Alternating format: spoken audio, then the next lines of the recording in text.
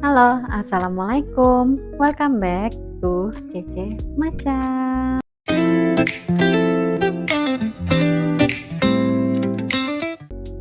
Nah, hari ini aku mau cobain kue pancong lumer.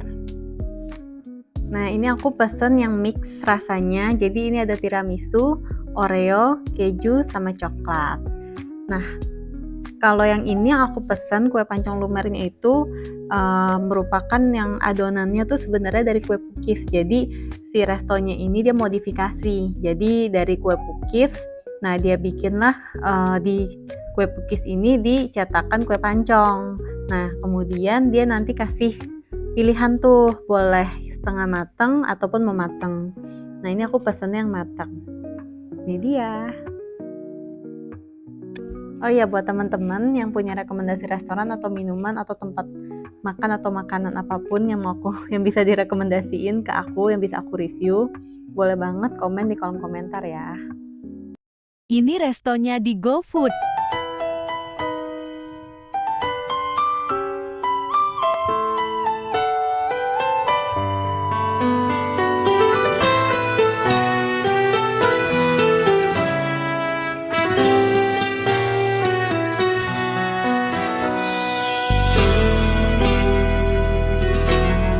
사랑은 잘 모르겠어. 이렇게 다가올 줄 난 몰랐어. 내 마음조차도 사랑 앞에서는 내 뜻대로 안 돼. 이럴 줄 알았더라면 처음부터 시작하지도 않았어. 바보처럼 이제 와서야 난 뒤늦은 후회를 하고 있어. 네가 사랑이 되지 않기를 빌었어. 너만은 절대로 아니기를 빌었어. 넌 사랑이 아닐 거라고 수도 없이 나를 속여왔어. 잠시 스쳐가는 인연이길 바랬어. 아픈 상처만 내게 남겨질 테니까. 하지만 알면서도 너의 모든 것이 욕심이 나. 자꾸 슬퍼져.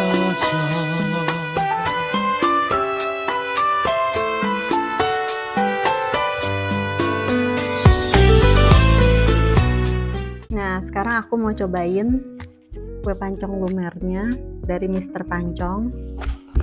Ini aku pakai alat makan sendiri. Ini ada langsung di mix ya, jadi nanti sebenarnya dia banyak varian rasa, cuman aku pesennya yang 4 rasa ini aja. Jadi dia banyak, ada green tea, ada strawberry, dan lain sebagainya. Coklatnya juga ada 2 macam, jadi dia ada coklat biasa sama coklat crunchy. Kejunya juga ada yang saus keju gitu. Bismillahirrahmanirrahim. Aku mau cobain yang coklat dulu.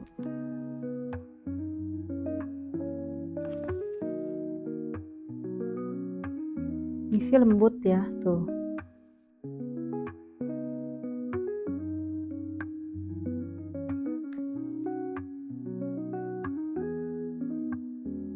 Ini coklat.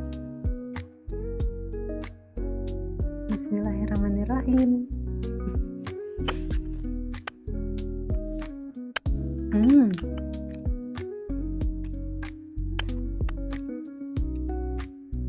Ini enak. Ini enak loh.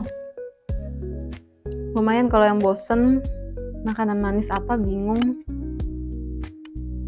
Dia kayak apa, adonan.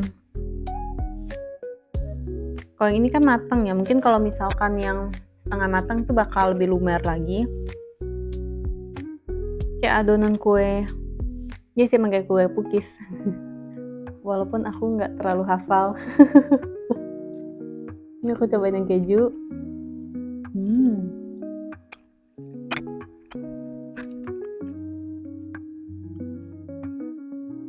Yang keju menurut aku lebih enak. Karena mungkin aku lebih suka keju. Ini aku coba yang Oreo. Ini ada Oreonya.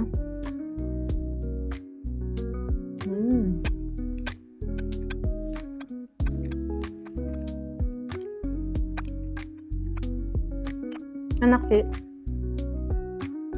Ini terakhir aku cobain tiramisu. Dia warna coklat.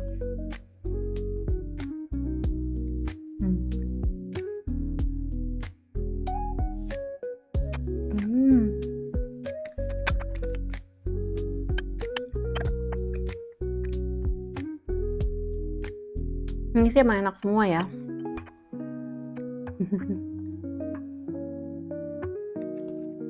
Ini enak, lembut, dan emang lumer. Bisa kelihatan ya, padahal ini udah agak lama. Karena kan aku pakai GoFood kan. Jadi kan udah kena perjalanan segala macem. Tapi bisa dilihat ini masih lembut adonannya, sama masih kelihatan tuh lumer-lumernya. Nah, sebenarnya ini kan dia bilangnya modifikasi. Jadi keterangan dari masakan yang di Gojeknya itu, ini merupakan adonan kue pukis gitu. Jadi ini modifikasi nih.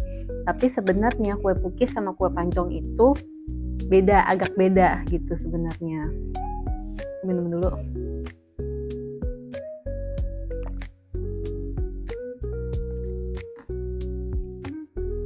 Nah, ini karena namanya Mister Pancong, jadi aku mau jelasin terkait atau mau cerita tentang pancong dulu nih, terkait dengan kue pancong. Jadi, nama pancong itu diyakini sebenarnya itu berasal dari alat cetakan khusus yang digunakan untuk membuat kue ini. Nah, cetakan itu bentuknya kan setengah lingkaran tuh, yang kayak setengah lingkaran yang harus 80 derajat. Nah, ada cekungannya di tengah, dan adonan kue itu diangkat dengan cara mencungkil, kan dicongkel gini kan. Nah, menggunakan alat khusus. Nah, dalam bahasa Jawa, cong itu berarti cangkir atau piring kecil yang menggambarkan bentuk kue ini. Gitu. Nah, kue pancong sendiri itu sebenarnya udah ada sejak lama ya, sejak zaman kolonial Belanda pada abad ke-17 di daerah Jakarta, atau dulu itu disebutnya daerah Batavia. Nah, pada masa itu, kue ini tuh sering dijual oleh pedagang kaki lima sebagai camilan favorit masyarakat setempat. Jadi ini favoritnya warga Jakarta ya. Nah, seiring dengan waktu, kue pancong menyebar ke berbagai daerah dengan nama dan variasi yang berbeda gitu. Ada yang sebut bandros atau biasa untuk warga Bandung, serabi rangin di daerah Jateng, atau Jateng itu Jawa Tengah ya, atau Yogyakarta. Kemudian ada juga yang bilang namanya itu haluman atau daluman.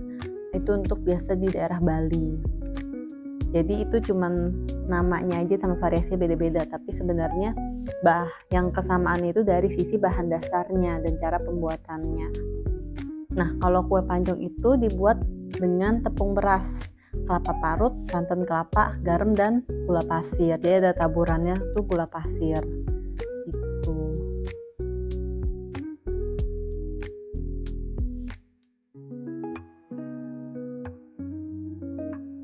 Nah, kalau misalkan kue pukis, jadi ada sedikit perbedaan itu dari bahan dasarnya. Nah, kalau misalkan kue pukis itu bahan dasarnya itu tepung terigu, sama-sama pakai santan juga, tapi dia pakai telur. Jadi bedanya kalau pancong itu kan tadi tepung beras, kelapa parut, sama santan. Nah, kalau kue pukis tepung terigu, santan, telur, dan gula gitu. Jadi kalau di kue pancong itu lebih ke gurih, sedangkan kue pukis itu lebih ke manis. Dan memang lebih empuk dan spongy karena kan dia pakai telur ya, makanya tadi ini empuk banget. Gitu. Nah, kalau kue pukis itu awal mulanya itu dari daerah Jawa, terutama dari daerah Banyumas. Gitu. Jadi masih sepupu lah dengan kue pukis dengan kue pancong, mirip-mirip. Nah, kue pukis ini kan diyakini berasal dari daerah Jawa, yaitu dari Kabupaten Banyumas, Jawa Tengah. Dia kan dari adonan tadi tuh, dari bahan-bahan yang tadi itu dipanggang dalam cetakan setengah bulat di atas api. Nah, tapi ada juga yang bilang kalau kue pukis itu ada pengaruhnya dari kuliner Tionghoa, di mana seorang imigran Tionghoa menciptakan kue ini dengan menggabungkan teknik pembuatan kue tradisional Tionghoa dengan bahan-bahan lokal Indonesia. Gitu. Jadi sebenarnya ada beberapa versi ya terkait kue pukis ini, kue pancong ini. Kue pukis. Maaf, banyak berbelit nih. Nah, tadi aku juga ketemu kue pukis itu ada juga yang bilang kalau itu merupakan adaptasi dari kue Belanda. Jadi tadi kan ada yang bilang sebenarnya daerah-daerah Banyumas, Kabupaten Banyumas, ada yang bilang sebenarnya ini ada adaptasi dari kuliner Tionghoa. Nah, ini ada juga nih versi yang bilang kalau misalkan sebenarnya adaptasi dari kue Belanda yang bernama Poverjes. Atau apa, aku nggak tahu cara bacanya. Mungkin yang tahu boleh diinformasikan cara bacanya seperti apa. Nah, Poverjes ini merupakan pancake mini yang populer di Belanda. Nah, pada masa penjajahan, resep ini diadaptasilah oleh masyarakat lokal dengan menggunakan bahan-bahan yang tersedia seperti santan dan gula kelapa. Sehingga terciptalah kue pukis dengan cita rasa khas Indonesia. Gitu. Nah, ini kalau terkait kue pukis, karena ini kan sebenarnya variasi dari kue pukis nih si Mr. Pancong ini. Nah, kue pukis itu sebenarnya ada ceritanya juga. Jadi ada yang bilang itu ada terkait dengan masa penjajahan Belanda ya zaman dulu. Nah, kue pukis itu kan merupakan jajanan tradisional Indonesia populer. Yaitu kan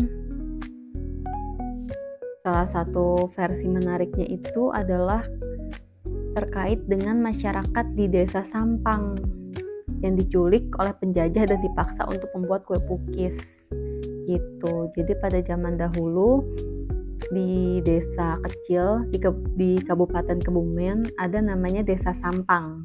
Nah, rakyatnya itu kan ditekan ya sama kolonial Belanda karena pada saat itu masa penjajahan. Nah, para penjajah itu tidak hanya merampas hasil bumi, tapi kan juga memanfaatkan keterampilan rakyat untuk kepentingan mereka sendiri. Nah, salah satunya ada satu peristiwa yang kelak meninggalkan jejak di dalam dunia kuliner Nusantara. Penduduk desa Sampang itu dipaksa untuk membuat sebuah kue manis berbahan dasarnya sederhana, yaitu tepung terigu, santan, telur, ragi, dan gula pasir. Nah, kue inilah yang nantinya tuh sebenarnya dikenal sebagai kue pukis. Nah, awalnya itu hanya boleh dibuat untuk konsumsi para penjajah. Jadi resepnya itu benar-benar dirahasiakan nih sama si penjajah ini, penjajah Belanda. Jadi dijaga ketat, dilarang tersebar ke masyarakat luas gitu. Jadi khusus untuk si para penjajah aja. Nah, karena saking dijaganya, ada nih salah satu seorang tahanan yang berhasil mencuri ilmu rahasia pembuatan kue tersebut.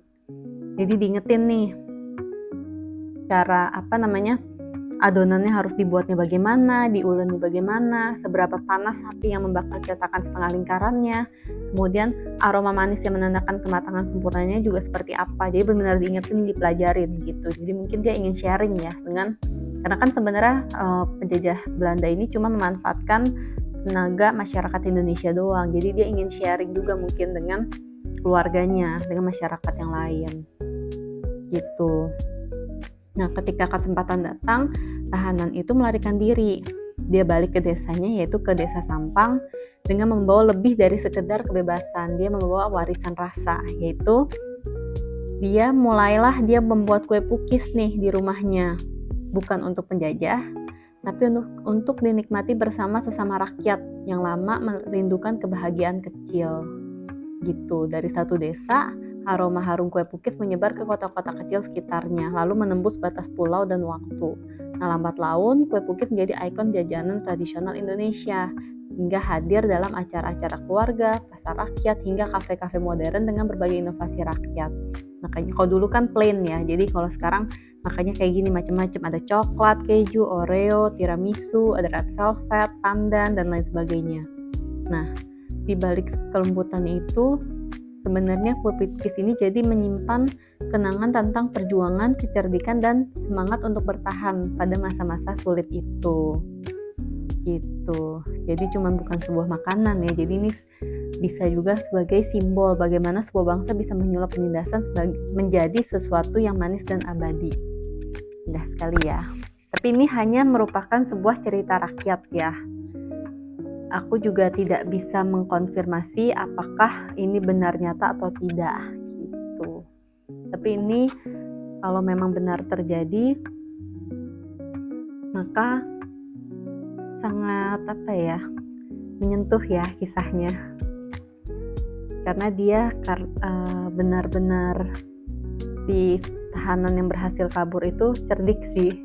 Kan sulit ya kalau misalkan mau kabur apalagi pada masa penjajahan. Betapa hebatnya dia bisa sampai kabur, bahkan dia bisa sampai mencuri resep rahasia yang dijaga oleh si para penjajah. Ini enak.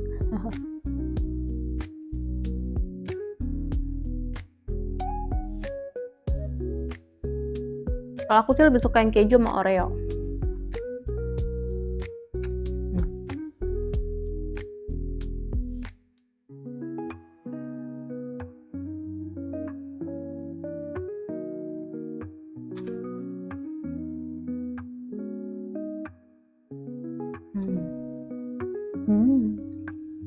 Alhamdulillah, sekarang kita udah selesai review makanannya. Tadi aku udah selesai nge-review makanan kue pancong lumer atau modifikasi dari kue pukis yang dicetak menggunakan cetakan kue pancong.